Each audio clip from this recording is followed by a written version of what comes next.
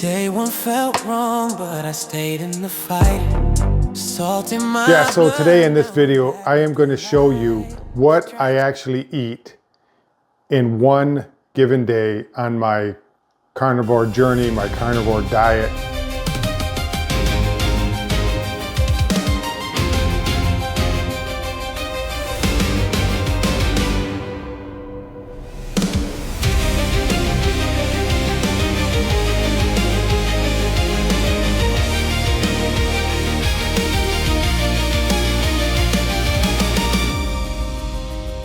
So this total packaged meal that I should say meals, that I consume in one day adds up to roughly $14.95 to $16.50, depends on how I mix it up. So I'm eating this way.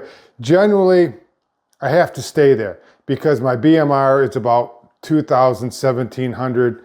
And man, I tell you what, anything could just jack that up, 100 calories, 200 calories.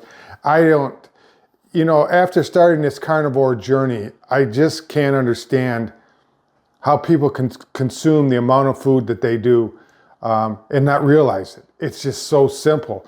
For instance, in this mayonnaise, now this is what I put in my lunch, and it's 100 calories per 1 tablespoon. And this has no garbage. It's all natural. There's no soy oils in it. There's no foreign substances in it. There's no, this, that, mixing. I notice a lot of oils in there, vegetable oils and different, they say avocado oil, right?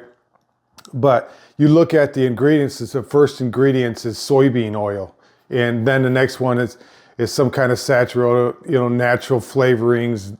And the list goes on. And, avocado oil is on the bottom. Now, I know this isn't generally carnivore, I might get some flack over that, but it's just the oils that are in there. The rest of it is just eggs. That's egg whites. That's all that's in here. So let's start off with the breakfast. Now, the breakfast, I make my own yogurt. I'll do a video on that. I like my yogurt. This is from 1 gallon yogurt, and the price is quite. I mean, it's only a small fraction of what you'd pay in the store. Through maybe 16 ounces or 24 or whatever they sell them containers in. I make mine from scratch. I make it from a gallon. I try to buy a gallon that's organic. Sometimes they're all the way up to $10 a gallon. Depends on who the processor is and that. But I'll do that on another video. So I take 1 cup of this, and then I add 1 scoop of collagen peptides and bone broth. Okay, this is some good stuff right here. So that'll give me about 50 calories per scoop. And 0 carbohydrates, that right there. So, and then I had 1 scoop of whey protein, 25 grams of protein, and this is soy-free, okay? It's soy-free, and it has 2 grams of carb per scoop. That's how I give it 1 scoop, 25 grams of protein, and there is half a gram of fat in that. Now, there's a lot of talk on the market right now. I shouldn't say market, on the internet right now. There are some studies done that whey protein, most of the brands have high metals, heavy metals in them. So I try to stay away from the local junkyard and the industrial magnets. So for lunch, I have 1 can of sardines. Okay, 1 can of sardines. And I have 1 can of wild-caught salmon. Now the salmon is 100 calories per can. Total carbs is 0, and it gives me roughly about 25 grams of protein. And the sardines is roughly about 19 grams of protein and no carbs. And just, I think it's 120 calories per that. And then moving on to dinner, I mix it up between ground beef, ground elk. This happens to be ground bison, and this is ground venison. Now venison, deer meat obviously, is my go-to all the time because it has the less calories and more protein. So I can get out of a 8 ounces, 4 ounces, I can get roughly about 25, 26 grams of protein. So in that, I can eat more, roughly about 8 to 10 ounces in my dinner, and I break it up. I break that up with my eggs. So I'll eat 4 to 5 ounces plus 2 eggs first, like around 4 o'clock. My last meal will be at 7, and that will be the 3 eggs and the balance of the 4 or 5 ounces of venison, because venison is 140 calories per 4 ounces, which is huge. Now, if you go to bison, bison has 240 calories per 4 ounces. So there's a major difference. 100 calories is a lot, okay? And you're probably looking at 280 4 ounces of beef. That's 80-20 on the beef. So there's quite a bit of difference. Now elk gets up to 180, 190 on the calories per 4 ounces. So I can eat a lot more with venison than I can with the other ground up. And then, like I say, I raise my own chickens.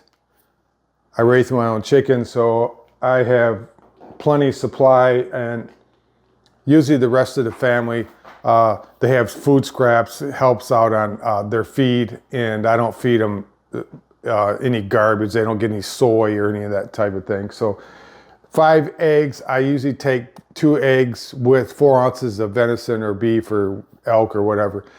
And the next meal at 7, no later than 7. I don't eat any later than 7.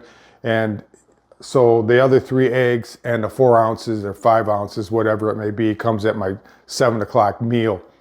So basically, that in a nutshell is my program that I'm doing right now. Like I say, it depends on what I eat. I get anywhere from $14.95 to $16.50. Now, let me tell you, on the meal in the morning of my coffee, I do add some cream that there's no sugar in it. There's just basically cream, and that's it. So that just breaks up the coffee taste for me. Not that I have to have it. Some days I just skip out. I get to the 1435 if I skip the cream out in the morning and calories. So my deficit, if I stayed sedentary all day, is probably roughly 1750 my calories.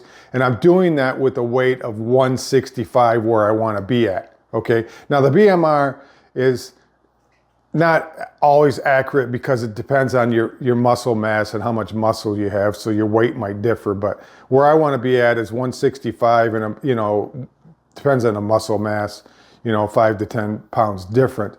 But in order to get there with this, what I'm doing, and I'm full, okay? By the time I, ready for bed, I don't eat past 7. I don't get hungry. Like I say, I wake up at 2 a.m., 2:15 every morning.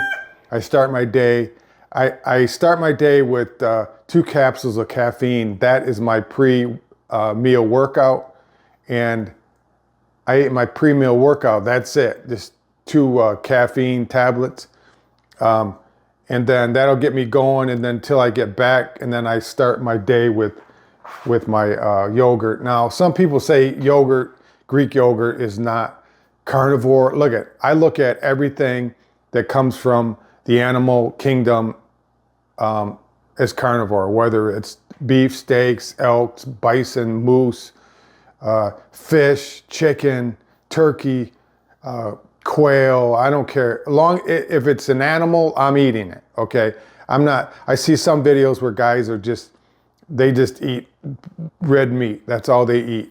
Some countries, I seen a video of a lady, she's 105 and she's never cooked her red meat. That's all she ate for red meat. Now, I know for a fact that your DNA has a lot to do with your longevity.